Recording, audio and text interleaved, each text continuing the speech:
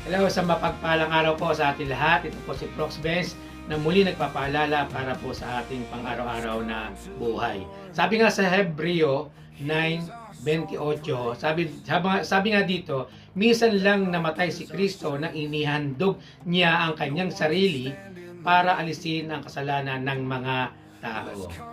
True naman po yan, di ba? Namatay nga po ang ating Panginoon doon sa krus ng Kalbaryo, dinala niya ang ating mga kasalanan. So, hindi mo na kailangan magpilitensya o hindi mo na kailangan paluin o wasakin ang iyong katawan o sirain o magpakanda hampas ka pa dyan, ay hindi mawawala ang iyong kasalanan sa ganung kaparaanan.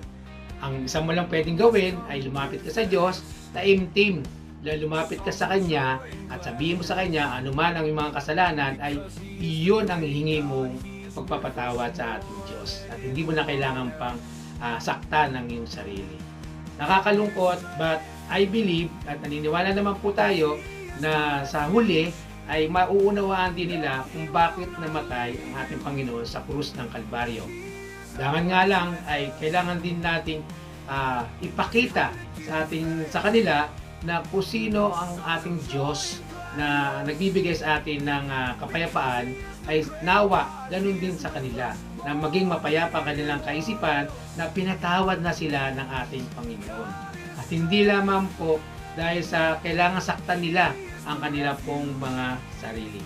Sapagkat ang pagpapasakit sa ating mga sira sa ating sarili o sa ating katawan ay hindi po kalugod-lugod sa harapan ng Diyos.